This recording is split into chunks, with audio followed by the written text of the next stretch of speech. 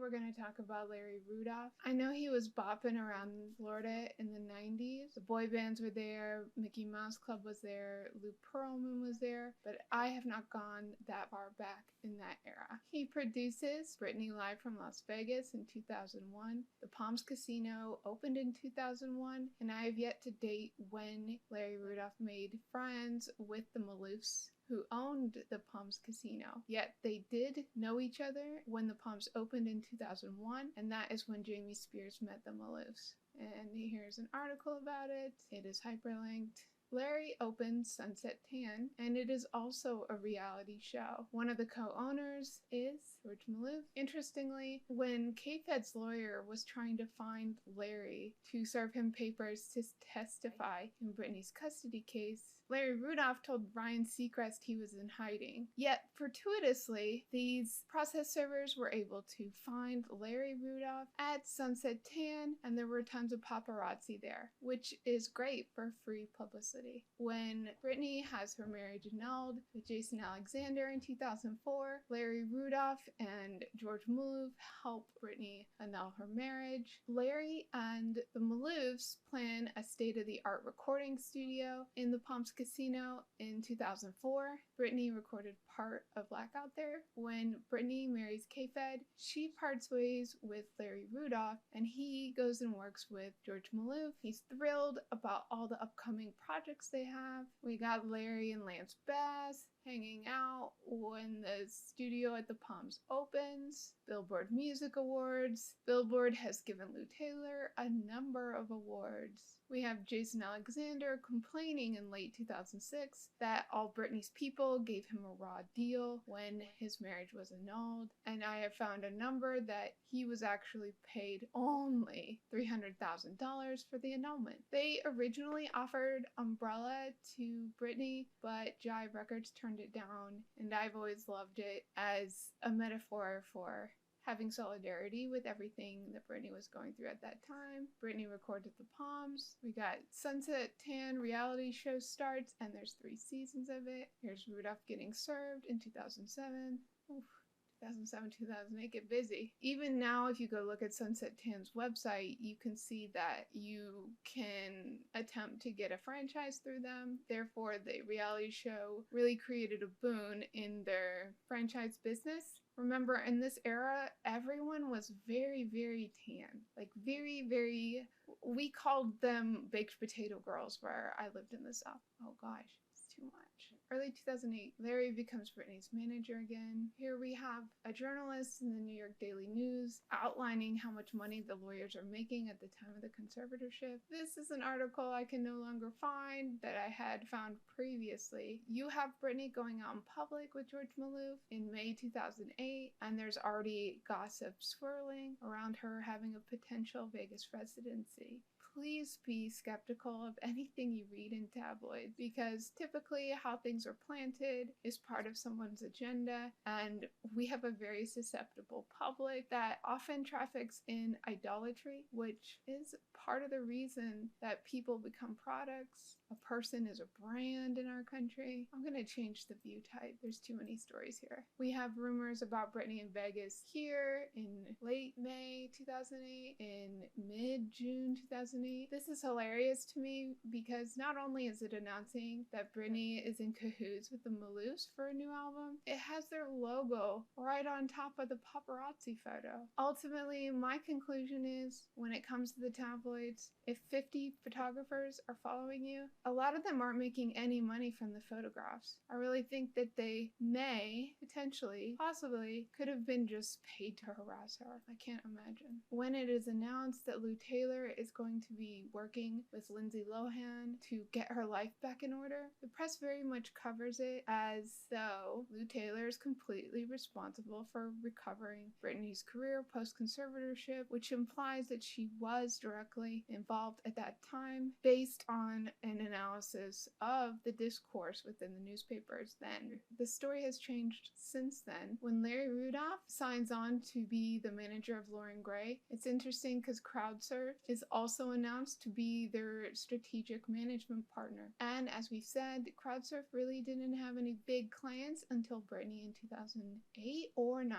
I'm not sure. I haven't identified when they started working with her yet. Palms Casino gets a lot of good press for being a state-of-the-art recording studio. I just thought this was really strange that a tabloid is saying that Britney Spears was hanging out with the Hilton sisters. Larry Rudolph was there. The Pussycat Dolls have a lounge in the Palms Casino. Let's switch back to 3D. Here's coverage of Lindsay Lohan hiring Lou Taylor. Press reports of Lindsay trying to get tips from Kim Kardashian on how to capitalize on a sex tape. I think it's very interesting that Kim's rise coincides with the fall of other stars. A lot of the same businesses get deals with both Kim and Britney and Lohan. There's a machine behind all that. That is probably a coincidence. Here we have the Malouf brothers talking about how they were the first casinos to let the paparazzi onto the casino floors. That was a rarity because casinos liked their privacy. Yet there seems to be a merging of interests as we have celebrities getting paid to party, the rise of paparazzi and celebrity magazines, and then coverage of incidents that may involve drugs or alcohol or accidents with celebrities, whether that's a wardrobe malfunction, etc. It's very easy to catch people doing scandalous things if they are under the influence or have undue influence. The first story that really launches TMZ is Paris Hilton getting in a car accident, and TMZ is there when the car accident happens. What?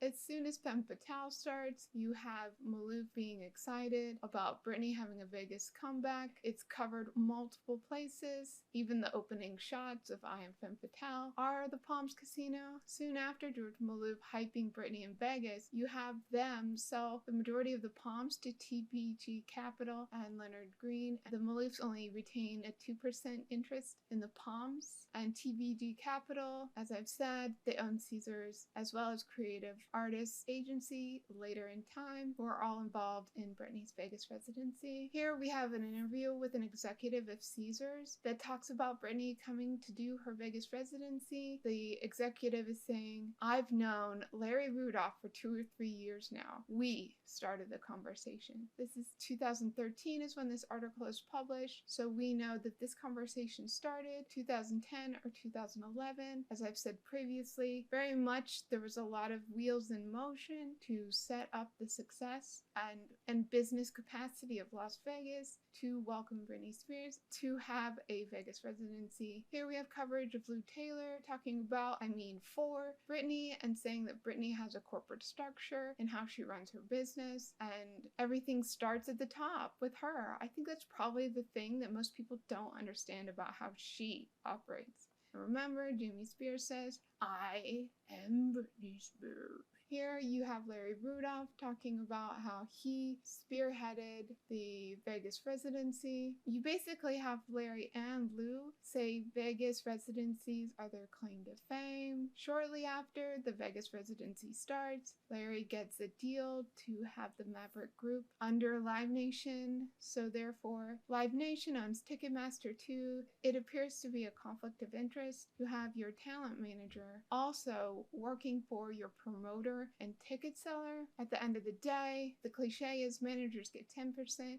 yet you also have her talent agent, and Caesars and Planet Hollywood are all owned, at least in part, by TPG Capital, and TPG Capital ultimately ends up holding a majority stake in CAA, Caesars, which is Planet Hollywood. Therefore, there's also a conflict of interest given that your talent agent and your venue are both owned by the same people. In 2016, you have Larry saying on the record that he had the idea to bring Britney to Vegas 3 to 5 years ago. This is a strategic long-term plan. When Britney is launching her lifestyle brand, Del Ferrano's Epic Rights gets the deal. This is when she has her lingerie line come out. We have Larry quoted as saying, we see this new lifestyle collection as Britney's next step in connecting with her legions of loyal fans around the globe. Sharing her style and fashion sense through products she has developed is a testament to her authenticity, as well as her commitment to and appreciation of the fans that have made it all possible. all. Interesting. Here we have further confirmation that Larry wanted Britney in Vegas years prior to her actually coming. Furthermore, I forgot to add that Larry's daughter was a costumer for the circus tour, and his son also works for Maverick and works at his current business 724 Management, which is also Live Nation. Here you have Lou Taylor basically saying that Larry Rudolph brought Britney to Vegas. She begins by saying Larry's whole thought process was, agreeing to take Britney or participate in taking Britney into Vegas is that age demographic would want somewhere to go in between dinner and the club's opening. And that is exactly what has proven to be true. We filled a gap. Here you have Larry giving tips on how to negotiate a Las Vegas residency. Here you have a very recent photo of Gavin Maloof and Larry Rudolph signing this guy DJ Ashba. We have Larry resigning, Britney's testimony, Britney hires lawyer. What started me down this whole entire path is that I found it completely puzzling that Live Nation would reward Larry Rudolph with a new company right after the whole public in the world has learned about the abuse of conservatorship. Why would Live Nation have such huge interest in making sure that Larry Rudolph has a soft landing unless they want to make sure that he is taken care of, so in turn they get taken care of? My assumption is, given that the CEO of Live Nation is Michael Rapino and Lou Taylor has identified him as a mentor, that potentially he could possibly, maybe, probably, I don't know, have known the entire time that Britney was being exploited in Las Vegas via her abusive conservatorship. Larry also has new paperwork down in Florida business records. I just have not added that to the timeline yet. As you can see, I'm at 481 stories and I can only have 500. So I'm making my last post now and I'm having to consolidate some things. I just want to reiterate that oligopoly is dangerous in our society. This is exactly why something like Astroworld can happen. When you have one company controlling every aspect of a given industry or sector of society, it is rife for abuse. There's chronic collusion, even across multinational